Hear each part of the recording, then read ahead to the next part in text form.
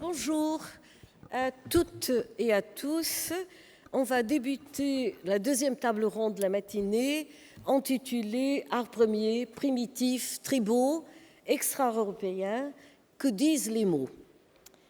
J'ai le grand plaisir d'avoir trois invités dans cette séance, Yael Birou, Claire Bostiessé et Shinzo Anza.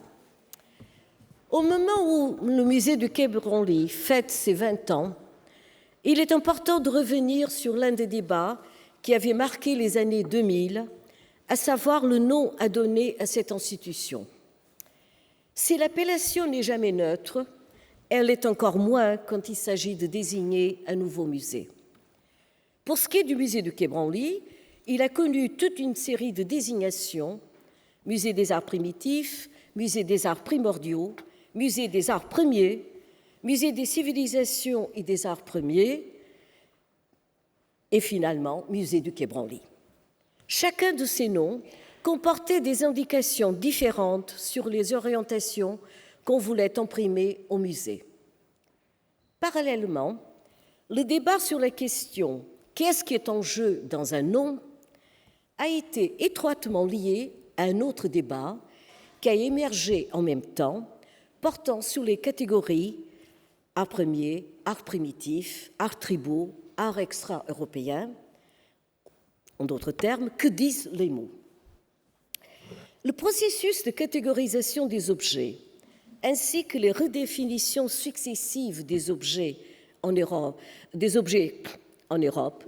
montrent à quel point les désignations art primitif, art tribaux, art non-européen ont une histoire et ont modelé et continuent de modeler la perception de ces objets en Europe.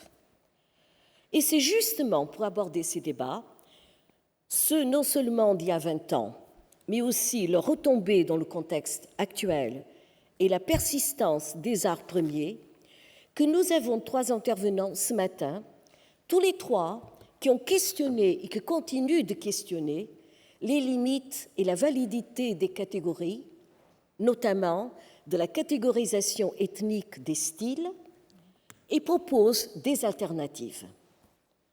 Ainsi, notre première intervenante, Yael Birou, a proposé une relecture critique de l'appréciation savante des objets non occidentaux en tant qu'œuvre d'art vers 1900, et aussi soulignant le rôle joué par les marchands d'art au tournant du siècle dernier. Yael Birou a également souligné les limites des catégories et du langage utilisé pour décrire les arts de l'Afrique. Je vais vous présenter très rapidement Yael Birou, qui est historienne de l'art, spécialiste des arts historiques de l'Afrique. Ses recherches portent sur l'histoire des collections africaines en Europe, aux États-Unis et en Afrique.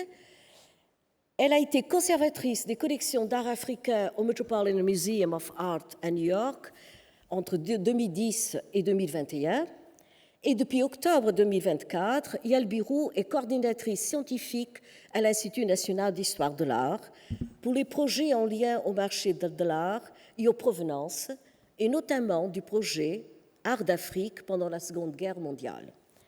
Elle est l'auteure du livre Fabriquer le regard, marchands, réseaux et objets d'art africains à l'aube du XXIe siècle, paru aux Presses du Réel en 2018, et elle a co-dirigé l'ouvrage Les arts africains, Histoire et dynamique, paru en septembre 2025 dans la collection L'art et les grandes civilisations chez Citadel Masno. La parole est à vous. Bonjour à tous. Alors, l'anthropologue américain Thomas Biderman, professeur à NYU, disait en 1990 « L'une des choses appréciables dans l'étude de l'art africain est que nous sommes tous mal à l'aise dans cette pratique. Cela permet d'aller plus directement au cœur des choses. Les questions de terminologie sont, les questions de terminologie sont au centre des questionnements et de ces inconforts. Pour ce qui est des arts d'Afrique, étant donné que c'est ma spécialité, en effet, il me semble que la remise en question permanente de termes et de concepts, pourtant largement établis dans d'autres domaines de l'histoire de l'art, est le résultat d'un constat simple mais définitif. L'histoire des arts d'Afrique s'est, depuis la jeunesse de cette discipline, et jusqu'à très récemment, écrite en dehors du continent africain et en son absence. Il faut rappeler que la discipline, qu'est l'histoire des arts d'Afrique est une discipline assez jeune, formée en contexte colonial. La première thèse date de 1943 par le Belge Van den Hout sur les arts dents de Côte d'Ivoire et du Libéria. Et nous nous trouvons donc souvent confrontés aux limites même de cette discipline occidentale. Art nègre, donc, art primitif, art tribal, art premier, ces termes en disent en fait bien plus sur le contexte de réception de ces arts en Occident que sur ces arts eux-mêmes. Ils font partie de l'écriture d'une histoire occidentale de la réception des arts d'Afrique. On en revient au soliloque européen que mentionnait Mamadou Diouf tout à l'heure. Le contexte colonial dans lequel s'est développée la discipline, les collections, dans lequel se sont construites les collections, s'est développé le vocabulaire, etc., pointe donc vers une impasse épistémique qui a été soulignée par la philosophe Selona Lust-Bulbina, et je vais citer brièvement. Aujourd'hui, si les savants décoloniaux, qu'elle met entre guillemets, post-impériaux, ont succédé aux savants coloniaux, entre guillemets à nouveau du passé, ils ne sont pas nécessairement en position de décoloniser activement les savoirs, car les institutions post-impériales et parfois post-coloniales demeurent empreintes de colonialité. L'impossibilité épistémique tient au fait qu'on ne peut scier la branche sur laquelle on est assis. Cette impasse épistémique, donc, se traduit par une impasse sémantique. Et on se rabat souvent, donc, pour revenir à la terminologie art premier, art primitif, etc., pour les institutions, on a eu tendance à se rabattre sur des noms de lieux, le musée du Quai Branly, ou de personnes, et je prends l'exemple de la Michael C. Rockefeller Wing au Metropolitan Museum, qui a été renommé ainsi récemment à partir du terme bien long, Department of the Arts of Africa, Oceania and the Americas, donc transformé en Michael C. Rockefeller Wing. Il faut cependant revenir sur le succès relatif, comme le disait Benoît tout à l'heure, du terme que Jacques Kershach a réellement mis en avant dans une campagne en faveur de ce terme, donc art premier, dans les années 90. Par-delà le manifeste qu'il publia dans Libération en 90 pour l'entrée de César au Louvre, intitulé « Pour que les chefs-d'œuvre du monde entier naissent libres et égaux », qui avait été signé par plus de 300 personnes, vous le rappeliez dans un article sur le sujet. J'avais, à une époque, pour un mémoire lointain, dépouillé la totalité des numéros de L'Œil et connaissance des arts pour réfléchir à la manière dont les arts africains apparaissaient dans une littérature faite pour un public généraliste qui apprécie l'art, mais donc pas du tout un public de spécialistes. Et dans ces deux revues, on voit apparaître, à partir déjà de la fin des années 80, un ensemble d'articles, réellement de manifestes, par Jacques Kershach qui promeut cette terminologie d'art premier. Et donc c'est réellement une campagne pour l'usage de ce terme qui, effectivement, aura un impact. On le voit avec cette carte que Benoît a montrée tout à l'heure, montrant l'usage de ce terme envers et contre tout. Qui donc montre l'entrée du terme dans une conscience populaire. Et pour moi, ça parle vraiment de l'impact sur les publics, ou aussi de l'impact du public sur ces questions de terminologie. Et ça, on le voit, et je vais parler un tout petit peu de mon expérience américaine. Quand je travaillais au Metropolitan Museum, on avait fait une recherche autour du Museum of Primitive Art et de l'histoire du Museum of Primitive Art, qui est donc l'ancêtre de l'aile africaine, océanienne et américaine au Metropolitan Museum. Et ce musée, qui a été constitué au début des années 50, qui était la collection personnelle de Nelson Rockefeller au départ, qu'il a donc institué en musée en 1954, le nom qui avait été choisi pour cette institution à l'époque était Museum of Indigenous Art. On pourrait traduire plutôt comme Musée des arts autochtones, peut-être. Et le choix a été fait, au bout de 2 ans, de changer ce nom en Museum of Primitive Art, donc en une espèce de travail à rebours, et la raison de ce changement était due à une incompréhension du public qui a été observée de la part de Robert Goldwater et René Darnoncourt probablement à l'époque, du fait que non seulement le public ne comprenait pas de quoi il s'agissait, mais le marché non plus. Les marchands, les collectionneurs ne comprenaient pas non plus de quoi il s'agissait. Et face à cette incompréhension, il y a eu un choix de revenir au terme Museum of Primitive Art, alors qu'il y avait une volonté consciente de s'en éloigner. Donc il ne faut pas sous-estimer le rôle du marché dans la cristallisation de certaines terminologies. On le voit par exemple aussi avec art tribal et l'usage de ce terme par le magazine Art Tribal, Tribal Art, qui demeure jusqu'à aujourd'hui, là aussi un peu envers et contre tout, mais pour une question de reconnaissance du public à ce que ce terme pourrait englober auprès du monde marchand et collectionneur. Donc ce terme art premier véhicule une distance temporelle, évidemment, autant que géographique, et demeure formellement inscrit dans ce déni de l'historicité des cultures et de leur création. Donc pour reprendre le terme de déni de cotemporalité ou de denial of coevalness de Johannes Fabian, qui date déjà de 1983. Et ce terme ne se fait donc pas du tout le reflet de l'étendue de la création, des créations de ces cultures variées, mais porte en lui aussi l'idée une certaine idée du canon. L'image véhiculée, je pense, par le terme art primitif, art premier, est celui de la sculpture, de la forme sculptée, comme le soulignait d'ailleurs récemment Philippe Pelletier dans son entretien publié dans la revue Histoire de l'art qui vient de sortir avec Gaël Beaujean et Stéphanie Leclerc-Caffarel, où il mettait en avant cette idée de sculpture, la manière dont les formes sculptées sont associées à l'idée d'art primitif ou d'art premier. Et donc obscure entièrement toutes les autres formes pourtant centrales et omniprésentes, la place de la performance, les formes éphémères inscrites dans l'espace urbain, tout ce qui n'est pas collectionnable en quelque sorte. On peut penser aux masques en feuilles ou en fibres, enfin voilà, tout un ensemble de choses, mais aussi des textiles, alors qu'on les voit évidemment rentrer dans les musées et de manière visible par toute une série d'expositions récemment, ou encore les formes contemporaines de la tradition. Je souhaite à ce sujet juste mentionner, et je vais bientôt terminer, 2 articles de l'anthropologue Christopher Steiner qui datent de 1996 et auxquels je pense souvent quand je réfléchis à l'historiographie des arts de l'Afrique et aux ces questions de terminologie et aux différents questionnements qui taraudent la discipline. Un premier s'appelait « Can the Cannon Burst ?»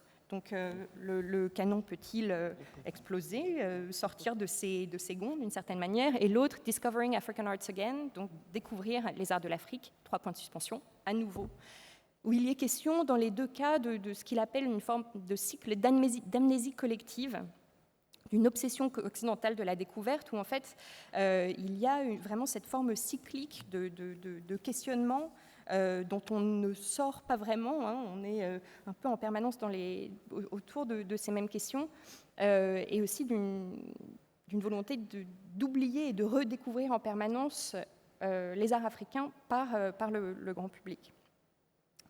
Donc les questions sémantiques et l'inconfort mentionnés au début de mon intervention vont par-delà la question de ce terme englobant qui est art premier, art primitif, etc. et touche à la question du style, vous l'avez mentionné, aux notions de tradition et de modernité, ou encore aux questions d'authenticité. Et tous ces questionnements, on l'a vu, étaient déjà présents en 2006. Et même s'il y a une forme de frustration, peut-être face à l'impossibilité de trouver les bons termes, j'avancerai que cet inconfort demeure au final le moteur de la recherche et de ce qui nous amène aujourd'hui justement ensemble à continuer à dialoguer. Voilà. Merci. Merci beaucoup Yann. On aura l'occasion de revenir sur cette question de l'inconfort et de la façon dont la nécessité de faire face à cet inconfort et les solutions proposées. Et je voudrais maintenant passer la parole à Claire Bosse-Thiessé, qui est historienne de l'art, directrice de recherche au CNRS et directrice d'études cumulantes à l'École des hautes études.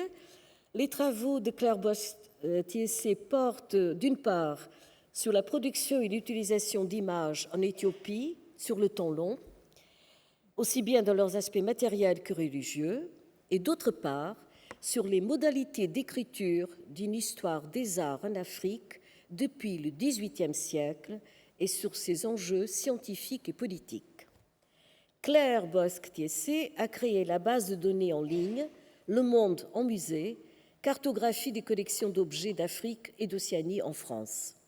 Elle prépare actuellement 2 livres, l'un sur le statut de l'image en Éthiopie, l'autre sur l'histoire de la catégorie art premier et les projets tant esthétiques que sociaux et politiques qui la sous-tendent.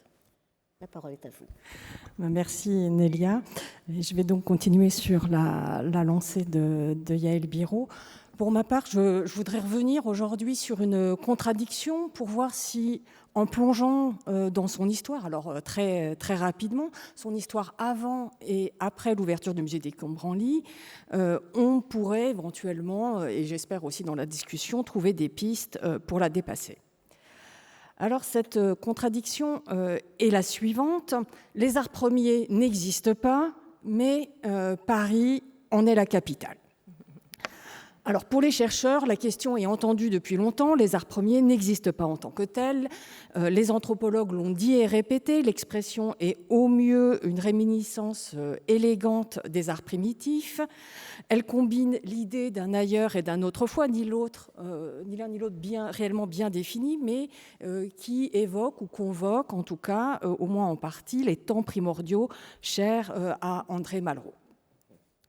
Les historiens ont aussi ajouté que cette catégorie ne fait pas sens du point de vue de l'histoire des sociétés qui seraient concernées, sauf à considérer finalement leur principal dénominateur commun, à savoir la colonisation qu'ils ont subie. Alors, d'une part, la parole des chercheurs va être entendue puisque l'expression est institutionnellement et officiellement enterrée dès la fin des années 90, et d'autre part, elle leur échappe complètement puisqu'elle s'épanouit sur la place publique, comme vous le savez, tout au long des années 2000, et on la voit encore ressurgir ici ou là. Les arts premiers, donc, n'existent pas, mais ils font toujours les gros titres au premier ou au second degré. Alors, quand il s'agit de montrer comment le musée stimule le marché de l'art, Paris devient même cette capitale des arts premiers. Mais en dehors de ce contexte particulier, l'expression est de plus en plus souvent utilisée avec des guillemets qui la tiennent à distance, mais qui montrent aussi que si on n'y adhère pas totalement, on ne sait pas non plus comment faire autrement pour désigner les arts de société qu'on persiste à vouloir penser ensemble, même si c'est ensemble et à géométrie variable. Alors, si on reprend les éléments de l'histoire, on se souvient qu'au moment de l'ouverture du musée, ici, la presse avait re-questionné à l'envi art ou ethnologie. Alors, c'est une opposition binaire que Jacques Kershach, qu'on n'a pas d'ailleurs encore évoqué, me semble-t-il, ou peu, vous vous souvenez, marchand, proche de Jacques Chirac, et à qui on attribue habituellement cette formule d'art premier, une opposition donc qu'il avait réactivée en fustigeant notamment les ethnologues et, dit-il, leurs approches mathématiques, qui les empêcheraient de se saisir du sens profond des œuvres. Alors, comme vous le savez aussi, c'est une opposition qui a une histoire longue derrière elle et qui s'était notamment cristallisée bien avant, dans les années 1820-1830, quand les musées d'ethnographie s'étaient développés en excluant l'esthétique comme critère d'évaluation des objets, et qui donc connaît des retours de bâton périodiques. Alors ce sont aussi, à mon avis, des réactions qui sont restées bloquées sur une définition de l'art telle qu'elle s'est figée progressivement en Europe occidentale, autour des beaux-arts, puis de l'art pour l'art, mais en oubliant que dans d'autres champs, on peut comprendre l'art de manière beaucoup plus large et souple, et on le fait. À mon avis, il y a aussi autre chose là, et les positions de Kershach, la généalogie dans laquelle il s'inscrit, reflètent aussi des conceptions de l'art qui ont été longtemps antagonistes et qui ne sont pas propres, ces antagonismes ne sont pas propres aux arts exotiques, premiers, non occidentaux, etc., même si ça prend sans doute des inflexions particulières dans ce contexte. Alors pour le dire très très vite et de manière caricaturale, on aurait d'un côté l'art comme manifestation de l'essence du génie humain, en dehors de toute contingence historique, et de l'autre, l'art comme reflet des réalités sociales. Alors Kershach s'inscrit résolument dans la première proposition, à l'exclusion de la deuxième, et parmi ses prédécesseurs directs, on trouve Claude Roy, à qui il emprunte en fait très probablement l'expression d'art premier, comme Nelia Díaz d'ailleurs l'avait déjà relevé. Alors Claude Roy est un écrivain, il écrit beaucoup et sur beaucoup de sujets, et notamment sur l'art. Et entre 1957 et 1965, il publie une série d'ouvrages dans lesquels il déploie une réflexion globale sur la création artistique. Il commence par les arts sauvages en 1957 et finit par les arts premiers en 1965, en passant par les arts baroques et les arts fantastiques. Alors dans le premier, les arts sauvages, il porte toujours le même regard primitiviste sur l'Afrique ou sur l'Océanie, mais il insiste sur le fait que les arts sauvages ne peuvent pas exister car les deux termes art et sauvage sont des termes antinomiques. Alors comme le titre ne le dit pas, le livre est en fait un plaidoyer contre la hiérarchie des cultures et contre l'utilisation de cette expression art sauvage.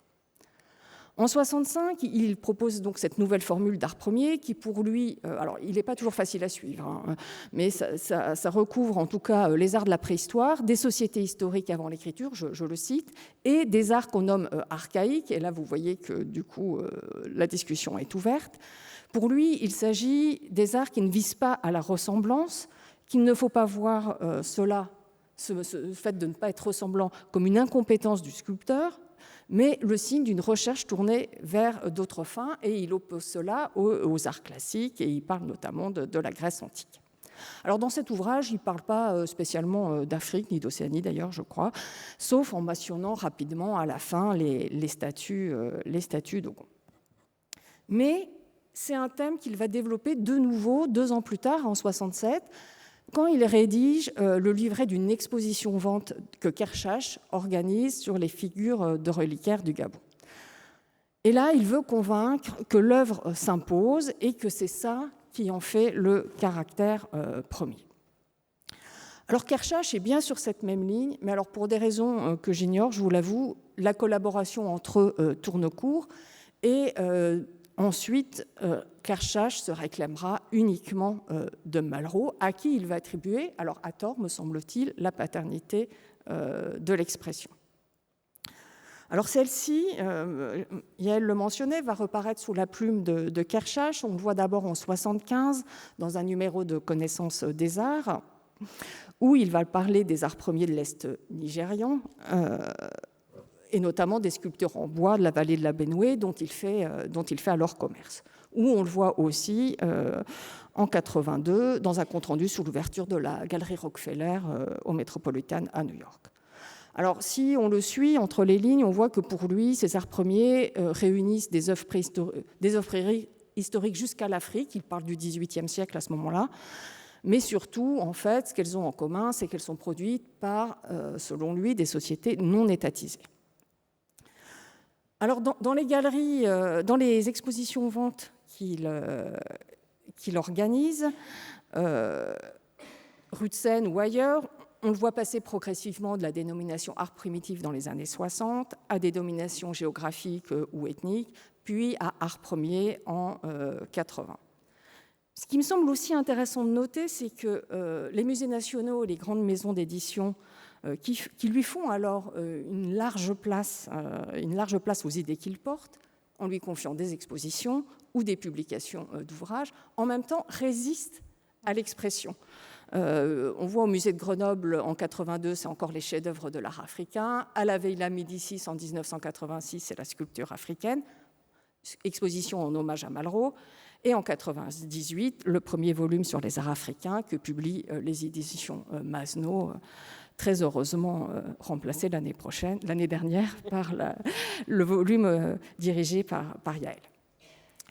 Alors par ailleurs, on pourrait penser que les textes de Claude Roy ont fait leur temps. Mais pas du tout. En fait, ces ouvrages sont encore régulièrement réédités, encore en 2019, dans un format poche que vous pouvez vous procurer facilement. Et en parallèle, on trouve aussi des collections comme Le Que sais-je ou L'Histoire de l'art pour les nuls, qui, comme vous le savez, diffusent à des tirages loin de ceux des publications universitaires, qui se sont, eux, employés à justifier a posteriori ce que contiendrait l'expression. Et donc, sans nécessairement d'ailleurs caricaturer, ils disent qu'il s'agit, et ces arts premiers sont toujours du côté de la religion, voire du magique, en minorant le politique, le plus souvent de l'absence d'écriture, qu'ils ne rendent pas équivalent à l'absence d'histoire, et en tout cas des sociétés tribales. Et je trouve ça, pour ma part, assez intéressant qu'ils utilisent ce terme, puisque à partir du moment où c'est explicitement dit, on voit mieux comment ils se situent volontairement ou involontairement dans la lignée de l'administration coloniale qui décide au XXe siècle que le niveau ethnique et le niveau signifiant. Alors là, je cite Maurice Delafosse, administrateur colonial, naturaliste, orientaliste, et qui dit que donc, l'ethnie est ce niveau signifiant pour grouper politiquement les indigènes ainsi qu'ils devraient l'être normalement, quitte à la déplacer s'ils ne sont pas au bon endroit.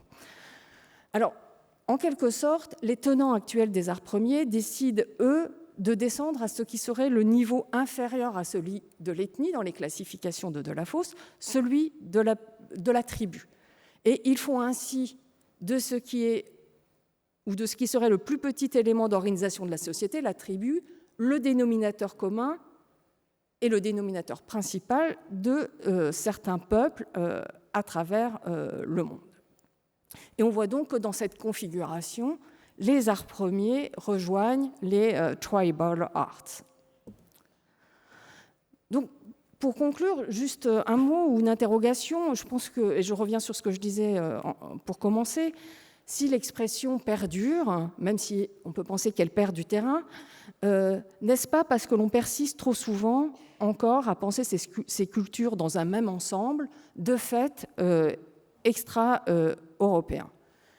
Et puisqu'on commémore aujourd'hui les 20 ans d'ouverture du musée du Quai Branly, une de mes questions, que j'adresse donc à mes collègues du musée, mais à nous tous, puisque je pense que nous sommes tous concernés par ces problèmes, est-ce que ce musée des arts premiers, qui n'a jamais été celui des arts premiers, pour qu'il ne le soit définitivement pas, et pour promouvoir un dialogue des cultures sur de nouvelles bases, ne faudrait-il pas aussi que le musée rompe avec cette notion d'objets extra-occidentaux, alors qu'il n'utilise pas, ici en tout cas, mais qui le constitue. Ce pourrait être un défi qu'on pourrait voir stimulant, mais que pour ma part, et j'aimerais qu'on en discute, qui me semble nécessaire.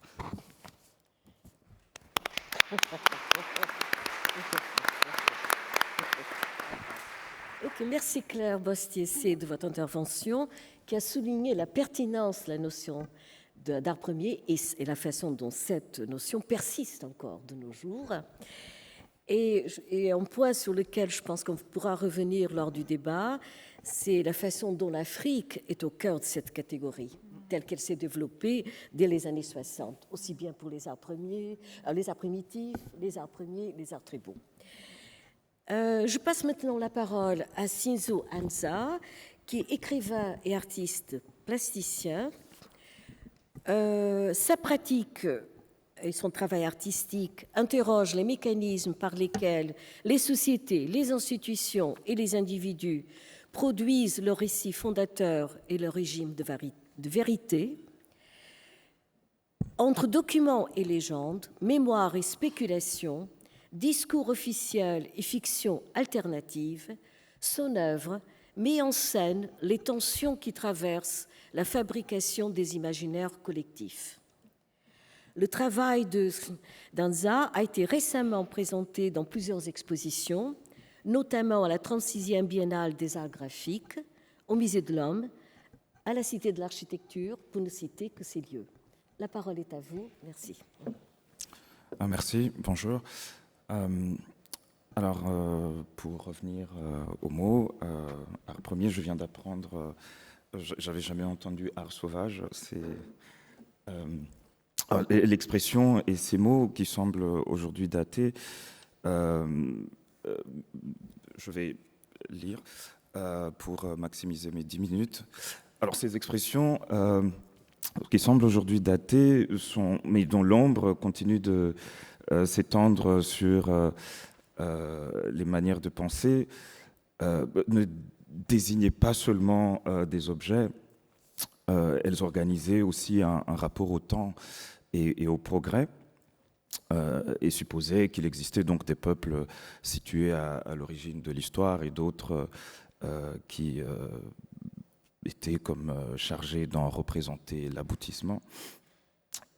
Les objets africains donc étaient alors admirés pour leur beauté. J'ai lu les phrases de Kirchach qui sont très belles, je trouve. Certaines, je trouve que les discours sur ces objets. J'ai travaillé récemment notamment sur un marchand d'art qui s'appelle Hansi Melleber, un marchand d'art allemand qui lui-même a produit des textes parfois très beaux sur ces objets-là.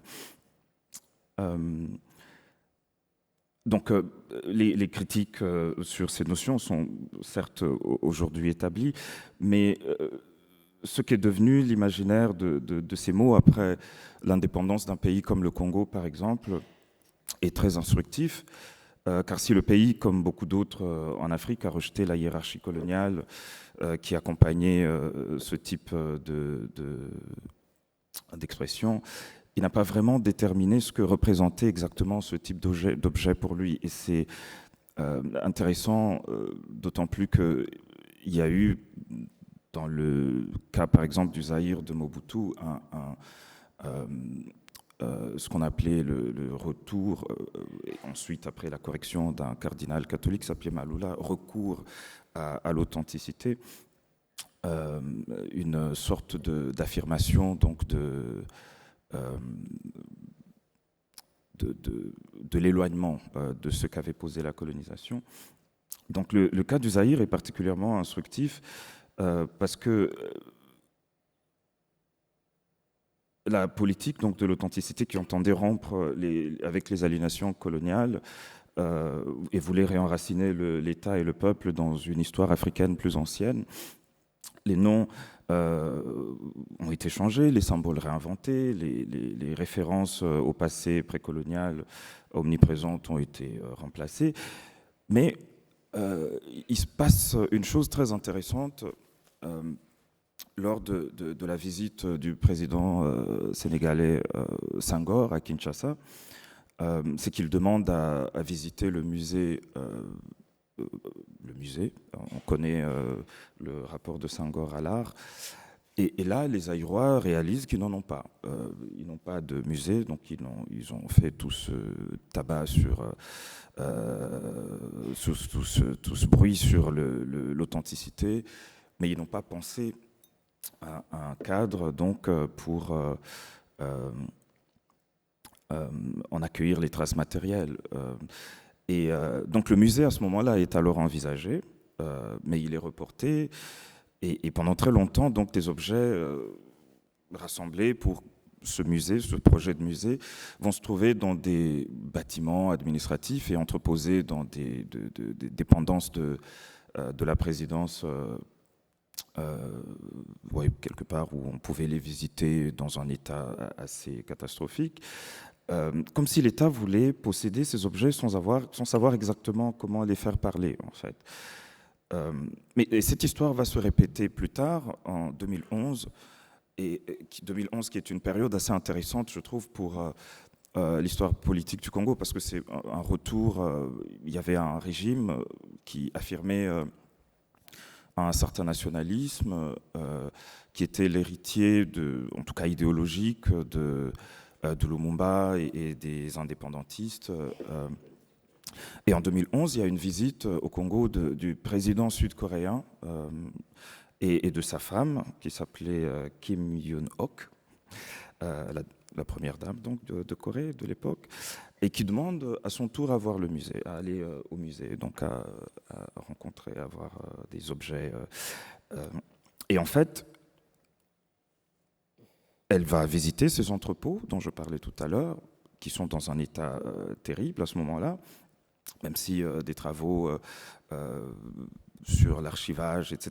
Il y a eu souvent beaucoup de projets de coopération entre l'Institut des musées au Congo et des experts internationaux pour sauvegarder ce patrimoine. Bon, les objets sont dans un état catastrophique à ce moment-là. Enfin, pas les objets, plutôt le lieu, je pense, parce que c'était les étagères qui étaient mangées par des insectes, et les objets, on raconte qu'ils demeuraient quand même intacts, ce qui, pour certains, était la preuve de leur puissance résiduelle. Et donc de cette visite va naître un grand projet de musée qui est matérialisé en ce moment à Kinshasa par un bâtiment devenu maintenant symbolique dans la ville. Alors ces anecdotes qui sont connues au Congo méritent une réflexion, car elles révèlent une difficulté plus profonde qu'une simple question d'infrastructure. Elles révèlent une hésitation persistante au statut de ces objets, ce qu'ils représentent exactement, et surtout à quelle mort ils renvoient. Question qui conduit à Birago Diop: les morts ne sont pas morts. Cette phrase qui est souvent lue comme une méditation sur les ancêtres. Birago Diop lui-même parle de lire les êtres plutôt que les choses plutôt que les êtres pour y trouver le souffle des ancêtres. Moi, je voudrais lui donner un sens politique, car les morts qui ne sont pas morts, ils ne le sont pas parce que les sociétés continuent d'habiter les réalités qui ont cessé d'exister. Donc les morts ne sont pas morts parce que le passé ne disparaît jamais complètement.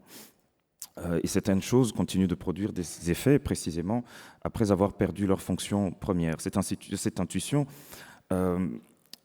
apparaît avec peut-être plus de netteté lorsqu'on considère la hiérarchie des lois en droit. En droit, lorsqu'on pense aux lois, donc les lois les plus importantes sont souvent celles qui ne sont plus en vigueur, en fait. Les lois mortes, qui organisent, il y a les lois actives qui règlent les conduites, organisent les institutions, qui déterminent les droits et les obligations, mais lorsqu'on interroge leur légitimité, il y a un paradoxe intéressant, c'est que les lois vivantes tirent leur autorité des lois qui sont mortes. Une constitution, par exemple, va tirer son autorité d'un acte constituant antérieur. Une citoyenneté repose sur une définition plus ancienne de la communauté politique et des appartenances. Un État s'appuie sur des décisions fondatrices qui ne sont plus elles-mêmes en vigueur. Les lois mortes occupent donc une position supérieure aux lois vivantes, non parce qu'elles continueraient à produire directement du droit, mais parce qu'elles ont défini le cadre dans lequel le droit devient possible. Elles ont établi le territoire, elles ont défini le peuple, elles ont institué les formes de souveraineté, elles ont créé l'espace politique à l'intérieur duquel, finalement, les lois ultérieures pourront être produites. Les lois vivantes administrent un monde et les lois mortes ont créé ce monde. Cette idée, donc, permet peut-être de regarder autrement des objets comme ceux dont nous parlons ici et leur primitivité. Lorsqu'un masque ou une statue entre dans un musée, il cesse d'accomplir la fonction qui était la sienne, il ne participe plus au rite, à la régulation sociale, aux formes d'autorité qui lui donnaient un sens. Il devient patrimoine, archive, objet de contemplation. Il devient en quelque sorte un objet mort.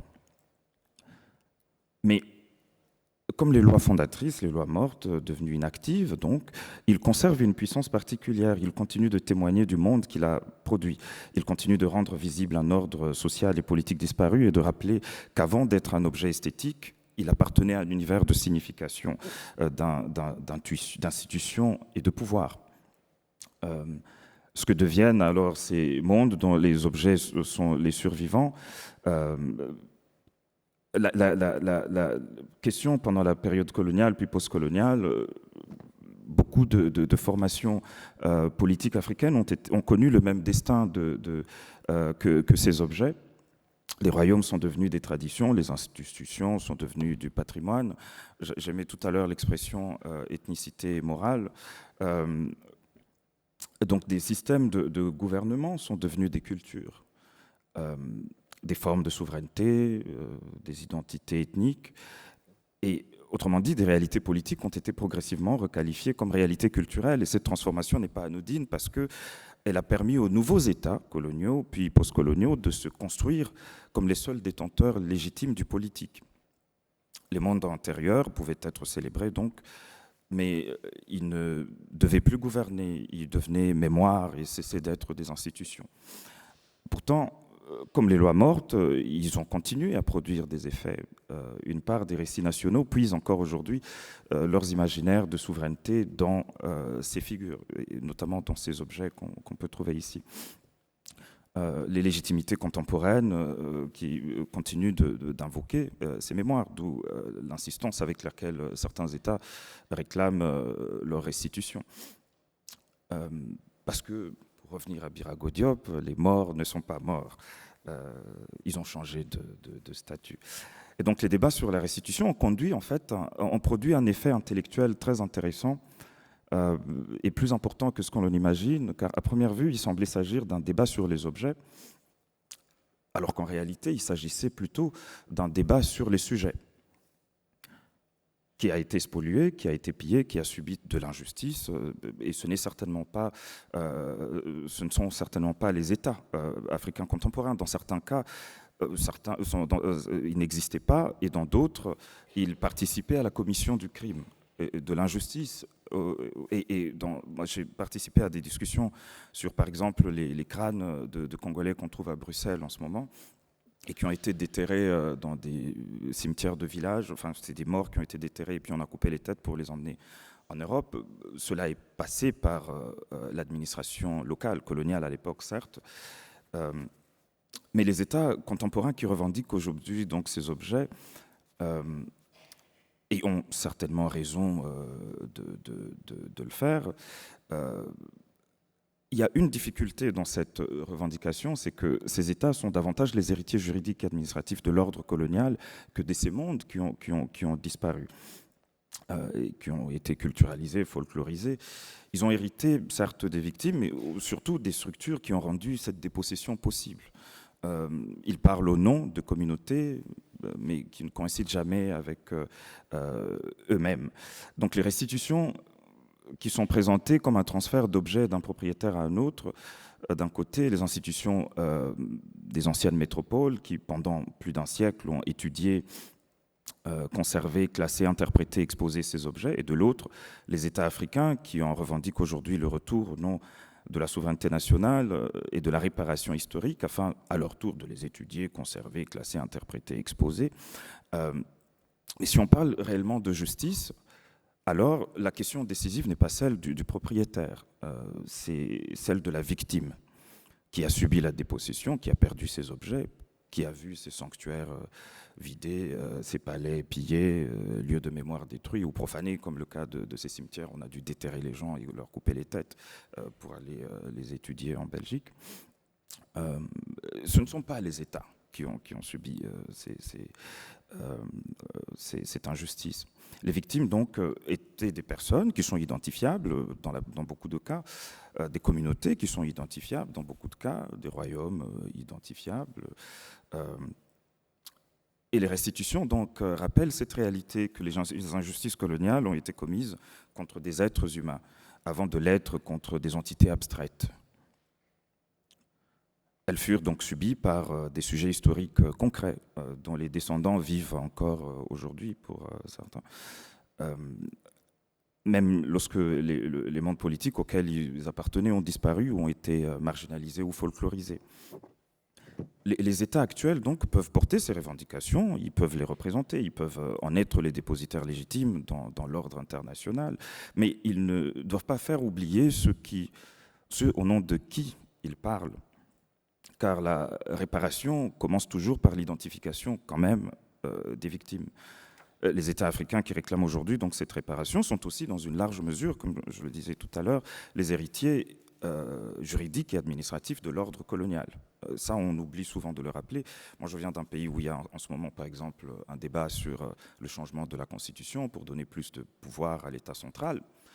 Ça peut s'entendre pour des questions de gouvernabilité, mais on en oublie souvent sur quoi on pose ce type de pouvoir et de gouvernance. Donc, ces États sont posés sur des structures, des territoires et des catégories et des appareils institutionnels dont l'origine est coloniale. Leur légitimité contemporaine repose autant sur les récits de ces sociétés qui ont subi cette domination, comme c'est pourquoi on revendique le retour de ces objets, mais aussi, mais principalement quand même sur un ordre international de la Charte des Nations Unies. Ils ont hérité simultanément de la victime et du cadre qui a rendu possible l'injustice et le crime. C'est pourquoi ces restitutions ne peuvent être un simple retour en arrière. Elles obligent à rouvrir la question de la fondation même des légitimités contemporaines. Elles obligent à se demander au nom de qui les États parlent lorsqu'ils revendiquent le retour des objets. Elles obligent à reconnaître que derrière les nations actuelles subsistent des histoires plus anciennes que les États eux-mêmes. Elles obligent à enfin voir les peuples avant tout, dans des contextes où les institutions se sont souvent posées comme des évidences absolues, tout en fonctionnant malgré et parfois contre ces peuples-là.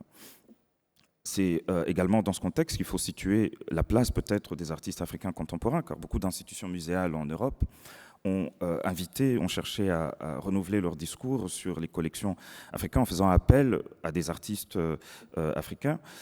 Et ce déplacement a parfois été présenté comme une forme de décolonisation. Pourtant, il repose sur une confusion. Car être africain ne suffit pas à hériter d'un masque, même si ce masque est de son ethnie. Moi, j'ai été aussi appelé parfois, il y avait un projet assez curieux à un moment en Belgique, c'était on demandait aux artistes d'adopter des objets, d'adopter des masques, par exemple. Donc, moi, ce que je trouve sympathique, hein. Moi, je veux bien avoir une des sculptures qu'il y a dans ce musée chez moi et dialoguer avec, mais ce serait un délire personnel, à titre individuel. Je ne vois pas au nom de quoi je ferais cela en tant qu'Africain ou en tant que membre de l'ethnie. Puisque donc la proximité géographique continentale, nationale, etc., ne remplace pas les filiations historiques, je pense, et ne crée pas davantage une légitimité naturelle.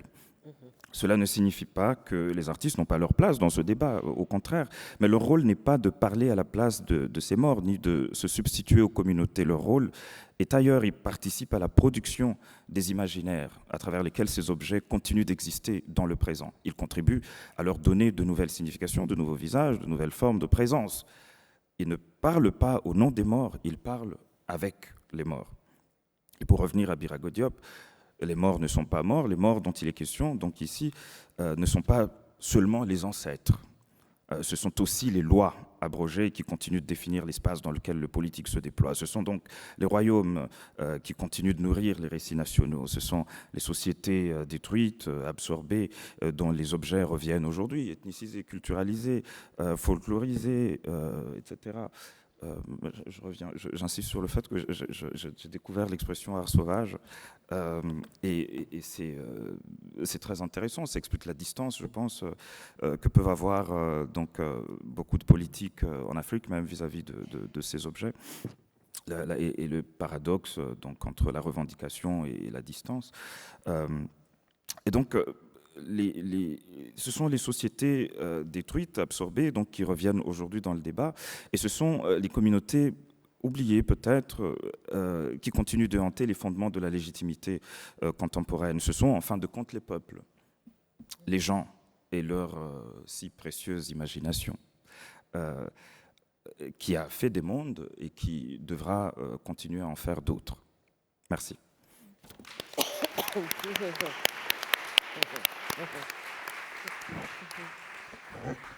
Merci à tous les trois. Donc, je vais vous poser 2 questions avant d'ouvrir le débat au public.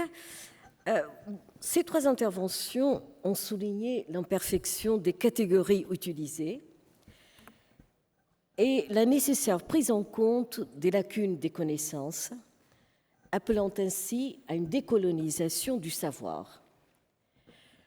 Pour sa part, Shinzo Handa a mis en relief dans son intervention la mort des mots, et ce n'est pas uniquement un jeu de mots, et aussi il a posé cette question, enfin 2 questions qui sont étroitement liées: comment faire parler les objets et qui peut aujourd'hui parler au nom des objets? Et je voudrais justement ouvrir le débat sur ces 2 questions, et j'ai encore une deuxième question pour le deuxième round, qui a trait à la question suivante, justement, la lacune des savoirs, c'est un thème sur lequel vous avez travaillé, la lacune des connaissances concernant les arts de l'Afrique, et la nécessaire prise en compte de la décolonisation du savoir. Et ma question donc est, quelles seraient les voies, je ne dirais pas pour se libérer du poids des mots, et le terme a été utilisé ce matin par le président du musée, donc quelles seraient les voies pour dépasser les biais, puisque toutes les deux, Yael Biro et Claire Bosc-Thiessé, vous soulignez les biais, qu'ils soient coloniaux ou pas, alors que tout exercice classificatoire, y compris le travail au musée, présuppose des catégories. Donc, comment sortir de cette impasse, et tout en reconnaissant les biais, tout en reconnaissant l'imperfection des catégories, et aussi avec la question que Sisio Anza a bien mis en relief, comment faire parler les objets et qui, au nom de qui, on peut parler. Voilà. Qui veut parler en premier? On a 10 minutes avant de passer, excusez-nous, voilà, 6 minutes, pardon, parce qu'à 1h10, on doit passer au public, les questions publiques. Pardon.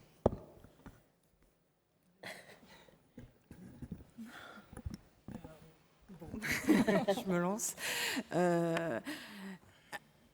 Alors, comment faire parler les objets?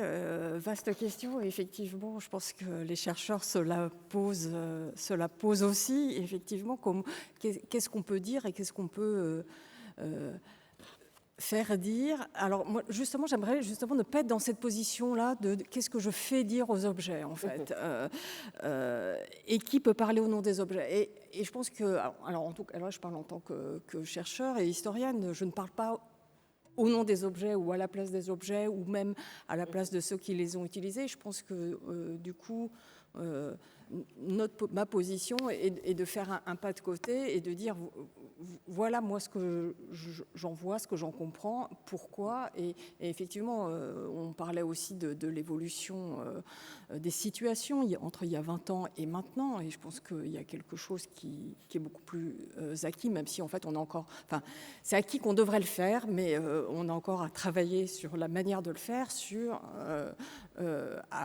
et du coup, ça va joindre aussi les autres questions. C'est plus situer notre parole et la position à partir de laquelle on parle. Alors, ça peut vouloir dire beaucoup de choses, mais en tout cas, ne pas parler à la place des objets.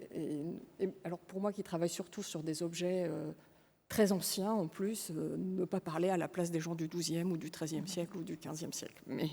Mais essayer de voir ce qui a pu se passer et de le mettre aussi en avant. Voilà, j'ai tels éléments, voilà ce que je vois, voilà comment je le vois et ce que j'en dis, ce qui après permet d'ouvrir le débat, quoi. Enfin, Merci. Yael ? Je vais me lancer. Non, je pense effectivement la question des catégories est au centre de nombreuses problématiques et de ces questions de terminologie et de choses dont on a effectivement beaucoup de mal à sortir. Alors j'ai écrit toute une série d'articles, Claire avait aussi d'ailleurs participé, autour de la question des styles, avec Suzanne Elisabeth Gagliardi, qui ont été publiés dans African Art sur plusieurs numéros.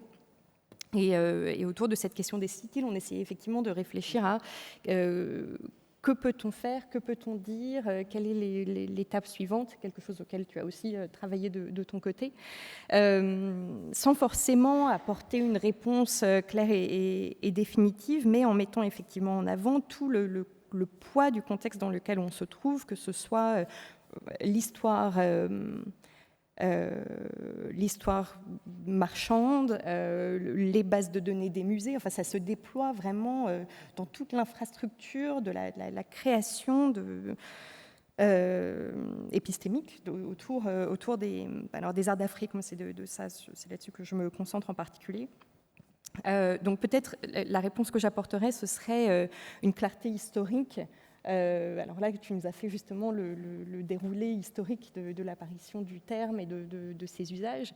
Et je pense que ça fonctionne là pour avoir une compréhension du contexte dans lequel on se trouve. Et aussi de clarté historique pour ce qui est de l'histoire de la réception des arts d'Afrique en Occident, pour ce qui est et je vais juste prendre l'exemple du du nouveau Masno pour les arts d'Afrique. Donc on a choisi d'intituler Les arts africains. C'est un grand moment d'originalité, mais qui offre quand même cette idée de pluralité et de diversité des paroles qui sont prises en compte dans l'ouvrage, avec 27 auteurs en tout, je crois, et dans lequel, au final, une grosse partie du livre apporte une perspective historiographique plus que réellement une écriture de l'histoire de l'art africain. Parce qu'on est, je pense, dans un moment charnière dans l'écriture d'une histoire des arts africains.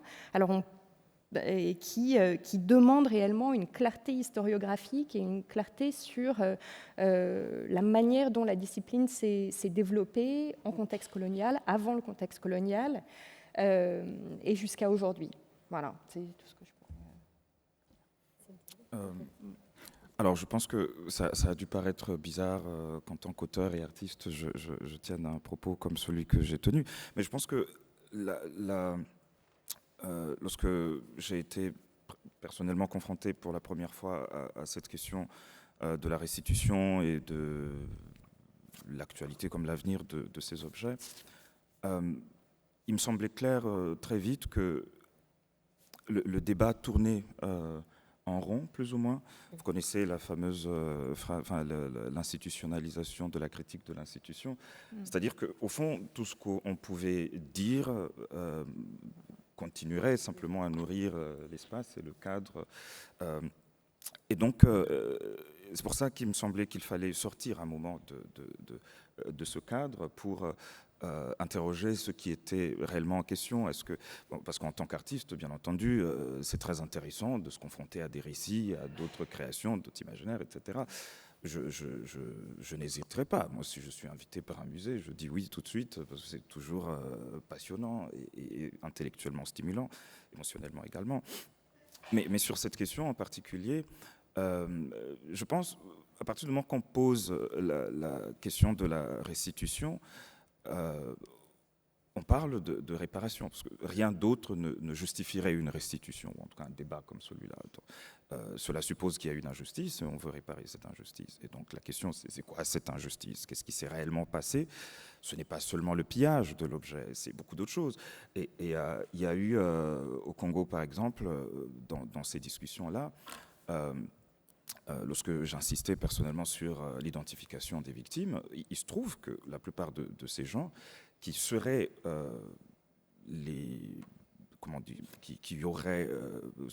qui seraient les plus légitimes dans un transfert de propriété ne voudraient peut-être pas de ces objets, parce que certains ont été christianisés, d'autres sont très pauvres, et ne comprennent même pas la nécessité d'un tel débat, etc. Mais ça fait partie de l'histoire de du crime contre eux et de l'injustice, etc. L'état dans lequel ces gens se trouvent aujourd'hui. Il y a au Congo, par exemple, toutes ces questions de délocalisation. On a une loi assez intéressante qui s'appelait loi Bakajika, le sol et le sous-sol appartiennent à l'État, qui est passée dans la Constitution. Et qui fait que, par exemple, lorsqu'il y a un grand projet minier, on déplace les populations de leurs terres ancestrales, historiques, alors que dans la même constitution, il est dit que le pays est composé de personnes qui ont dont les terres historiques constituent l'espace, etc.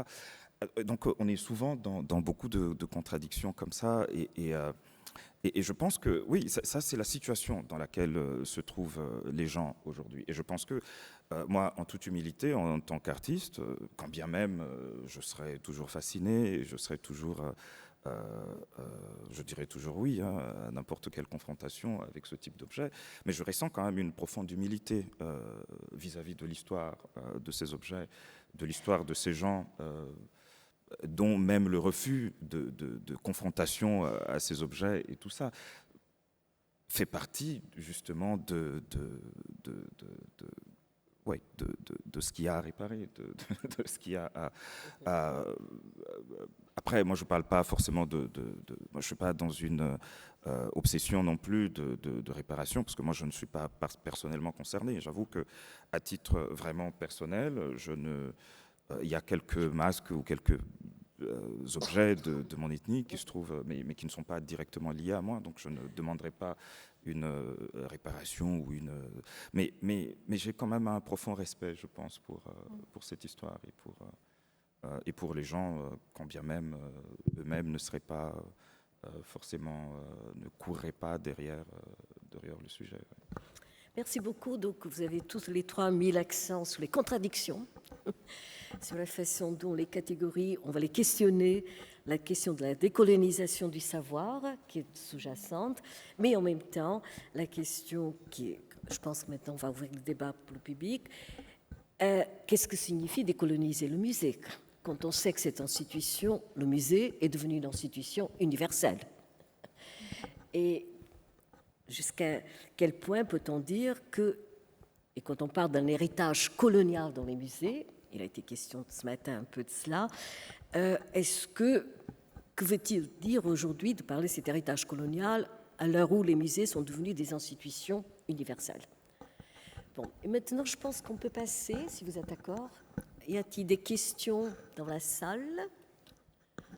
On a 10 minutes, je crois, d'après ce que Anna Laban m'a dit. On a 6 minutes, 7 minutes pour des questions. Il y en a... Attendez, il y a une... Voilà. 2 et 3. Bonjour, merci. Et moi, je suis William Nbala, je travaille au musée. Ma question, elle s'adresse à Madame Bosc-Thiessé. Vous avez dit que... Enfin, vous avez conclu en disant que pour le musée du Quai Branly, afin de se départir, on va dire, de ce stigmate qui lui colle à la peau d'être toujours un peu associé à l'expression art premier, il fallait peut-être qu'il franchisse un pas supplémentaire en décidant aussi d'abandonner la notion et l'idée d'art extra-européen et l'expression même d'art extra-européen. Est-ce qu'il y avait un sous-entendu dans cette conclusion ? Une proposition. Alors, il n'y a pas de sous-entendu. Je pense que j'ai dit assez clairement ce que j'ai... Enfin, c'était ce que j'ai dit était à prendre au premier degré. Voilà. Mais dans les termes ou également dans... Qu'est-ce qu'il y a ? Dans les termes ou également dans la même... Non, parce que, alors, effectivement, ce que je dis, c'est que... à ma connaissance, mais plein de gens dans la salle pourront me corriger, le musée du Quai Branly n'utilise pas ce terme de culture extra-européenne ou en tout cas pas officiellement. Je vois Benoît qui se... voilà. En revanche, c'est une catégorie des musées de France. C'est une catégorie des bases de données, etc., et qui est quand même utilisée largement. Et quand le mot n'est pas utilisé, c'est bien ça que, en tout cas, le musée reflète, en fait, puisque on est dans ce musée des autres qui ne serait pas le nous, et donc il faut différencier. Donc on est bien dans cet extra-européen qui peut... Le musée est constitué par cet extra-européen, et donc effectivement, je pense que si on veut faire un pas supplémentaire, il faudrait déconstruire de manière plus nette cette notion, en fait, qui constitue fondamentalement le musée. Alors, j'appelle pas du tout à la destruction du musée, ni la destruction du musée du Quai Branly. C'est pas ça que je veux dire. Je pense que c'est très important qu'il existe et que, voilà, mais en tout cas, dans une moindre mesure, je pense qu'il y aurait des choses à faire pour prendre en charge le questionnement de cette notion de manière beaucoup plus explicite, plutôt qu'on arrive sur un parcours des collections qui nous dit regardez, vous avez ces cultures qui dialoguent ou qui dialoguent pas, voilà. Mais pourquoi elles sont là, pourquoi on les met encore ensemble, enfin voilà, que les questions soient posées d'entrée de jeu. Et je pense que c'est une des questions que le musée doit prendre en charge aujourd'hui, si on veut évoluer de manière un peu plus radicale. Y a-t-il d'autres questions? Il y avait des... Oui. Ça, c'est à vous. Ça, c'est moi. Bonjour à vous, Abdoulaye Menang Loïc, curateur et directeur artistique. En fait, c'est plus un commentaire auquel j'aimerais avoir la réaction des intervenants. Dans tout ce que vous avez dit les uns et les autres, moi, ça m'a ramené à la question du langage de manière globale. Et je vais situer le cadre. Pour moi, dans la manière dont je travaille, le langage, tant en anglais qu'en français et tout, je fais une grosse séparation entre le langage et la langue. Vous avez parlé des mots dans l'intitulé de votre table ronde, mais pour moi, jusque dans l'imaginaire, il y a une grosse présence malgré tout de cette distinction, non-distinction de art premier, primitif et sauvage, dans la mesure où il y a un regard sur les peuples non européens, de qui ils étaient et de qui ils auraient pu être par rapport à avant une certaine colonisation. Ce qui fait que dans la manière dont on projette ce regard-là sur leur imaginaire d'avant la colonisation et sur leur imaginaire d'après la colonisation, on fige un peu qu'est-ce que ces objets et qu'est-ce que ces imaginaires et qu'est-ce que ces personnes peuvent avoir à dire et quel peut être leur rapport à ces objets. Je ne pense pas qu'il y ait un moment dans l'histoire de l'humanité où les éléments culturels étaient figés et supposés n'être que ce qu'ils étaient à ce moment-là. Je pense que dans l'histoire du monde, partout où on a connu des époques où, par rapport à des territoires, des choses qui étaient importantes ne le devenaient subitement plus parce que les gens ou bien les institutions qui existaient, des royaumes, des chefferies, avaient décidé que, enfin voilà, on changeait de paradigme. Et dans le regard justement contemporain que les musées en tant que morceaux d'une institutionnalisation, parce que pour moi, dire le musée, c'est un peu hypocrite dans le sens, c'est comme si le musée fonctionne comme entité seule et pas comme morceau d'un système global avec son langage, qui, comme je dis, dépasse la langue et les mots et qui projette des imaginaires et des manières de regarder les imaginaires. Ce qui fait que les artistes qui interagissent avec ces arts et ces objets-là sont généralement dans le rapport à, comme Sinzo le disait, d'une sorte de récupération et de réappropriation des objets, des symboliques et des imaginaires. Parce que les musées et le marché ont ce rapport conflictuel, mais presque sacralisé à ces arts et à ces imaginaires-là. Les artistes vont aussi entrer dans une continuité de ça. Et ce n'est que ces artistes et que ces commentaires qui vont être pris en compte pour regarder qu'est-ce que l'art, entre guillemets, des Afriques, des Amériques et tout. Est-ce qu'il n'y a pas une sorte d'enfermement de ce rapport de est-ce que ce n'est que ça que peut être l'imaginaire? Surtout que je ne pense pas qu'on commenterait un jour l'art en Europe comme l'art des peuples d'Europe. Ce serait par rapport à des époques, à des périodes spécifiques, à des idées spécifiques qui ont donné tout ce qu'on a comme brutalisme, comme constructivisme et autres. Est-ce qu'il ne faudrait pas que même les chercheurs et autres, dans leur rapport à ça, se décentrent aussi et se disent « Ah, peut-être que ces notions-là, sous d'autres termes, sous d'autres manières de concevoir, existent dans ces arts non européens et qu'est-ce qu'on fait pour trouver ça ?» Ok, merci. Lesquels de vous trois veut répondre? Moi, je peux dire un mot. Non, je pense que vous avez tout à fait raison de pointer du doigt. C'est une construction, hein, au final, dont on parle et comment s'en séparer, comment s'en éloigner. Je pense que c'est ce qu'on essayait de dire tous de certaines manières avec l'usage successif de ces termes qui, au final, ne nous permettent pas du tout de sortir d'un cadre institué en contexte colonial et qui ignore une énorme partie de la création, que ce soit dans une perspective contemporaine ou aussi dans la perspective précoloniale. Et cet appel à l'imaginaire, à essayer de penser par-delà ces cadres, de faire appel à la création contemporaine pour justement permettre d'aller vers l'imaginaire et d'inventer des nouveaux langages, des nouvelles manières de voir ces objets, d'engager un dialogue avec ces objets aussi.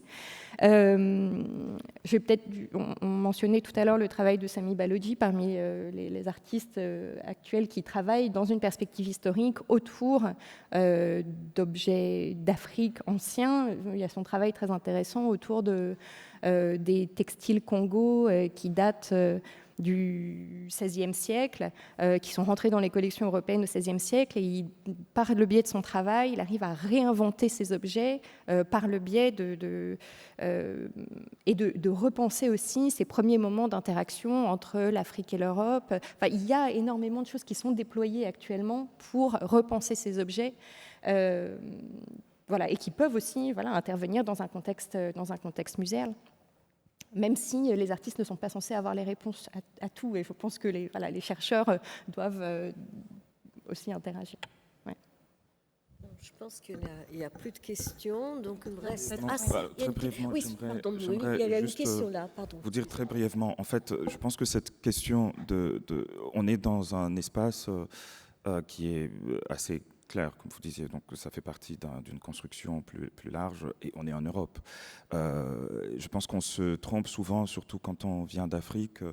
Je pense qu'on est vraiment issu d'une histoire qui est liée à l'Europe pour des raisons qu'on sait.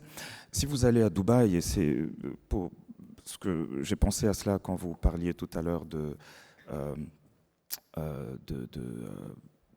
la mise ensemble de ces cultures africaines, ou je crois que c'est vous-même qui parliez tout à l'heure aussi du Cameroun et des ethnies du Cameroun. À Dubaï, il y a un lieu très intéressant qui s'appelle Global Village, et quand vous y allez, il y a des espèces de pavillons qui représentent des États, des pays, et l'Europe, c'est un pavillon. Il y a un pavillon Iran, un pavillon Arabie Saoudite, un pavillon Inde, etc. Et l'Europe, c'est un pavillon. Ça dépend d'où on se trouve, en fait, au bout du compte. Merci beaucoup. Il y a une question dans la salle, il me semble, oui. Là. Oui, le micro. Ça y est, elle l'a déjà. Et je peux parler juste ce moment? Moi, je suis née à Haïti. Je suis là parmi vous et je suis très intéressée parce que ça fait 20 ans que je viens au musée du Quai Branly. Et je trouve que sa position est très importante. Parce que quand je reprends, par exemple, dans votre discussion, le mot sauvage, ma question est celle-là. Que peut-on sauver à travers les âges pour que l'histoire humaine continue? Quand je marche le Quai Branly, que je longe justement la grande rampe pour arriver à l'intérieur du musée, il y a ce fleuve qui coule avec tous ses confluents. C'est une image. Il faut donc continuer à ce que ces ramifications puissent se faire à travers l'art. C'est fondamental, c'est essentiel d'avoir de nouveaux regards. C'est vrai que nous avons tous des blessures. Parce que le sauvage, qui est le sauvage dans tout cela? La position n'arrête pas de se changer à travers les âges. Il y a toujours des peuples qui luttent. Nous sommes en guerre encore actuellement. Et le travail de l'art, justement, c'est que de nouveaux individus aient une autre lecture et que cette mémoire, elle soit vivante et pas toujours mortifère.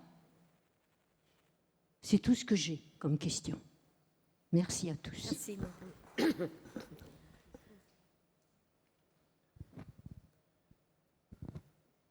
Bonjour. Moi, j'avais juste une remarque à faire. La question qu'on se pose sur la dénomination précise des arts qui sont dans ce musée, elle n'est pas spécifique à ce domaine.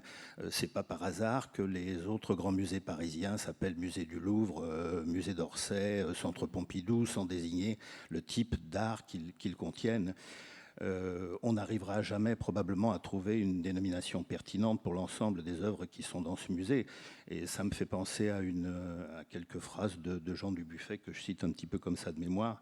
Hein, l'art ne se couche jamais dans les lits qu'on a fait pour lui. Et l'art se sauve dès qu'on prononce son nom. Donc je crois que c'est une question qui restera encore longtemps en suspens. Voilà.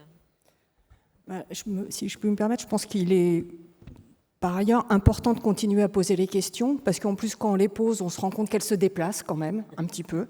Donc voilà, et qu'on ne peut pas renoncer aux mots non plus.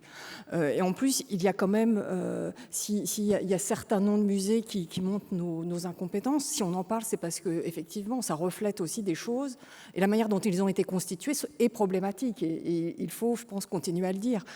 Après, quand on dit qu'effectivement, le musée du Quai Branly, le nom a été choisi par défaut, en fonction de la géographie. Souvent, on se rassure en se disant c'est aussi le cas d'Orsay, aussi le cas du Louvre, mais pour le Louvre et Orsay, pas tout à fait non plus, puisqu'en fait, qu'il y a quand même un rapport peut-être plus étroit entre le musée d'Orsay et la gare du 19e et les collections, et puis le Louvre et le palais du Louvre, qu'on peut interroger, alors que pour le Quai Branly, c'est un petit peu plus compliqué. Quand il ne s'appellera plus que musée de Jacques Chirac, quelque part, peut-être que ça fera beaucoup plus sens par rapport à l'histoire de sa constitution. Voilà, et sur cela, on va clore cette table ronde. Merci aux trois intervenants.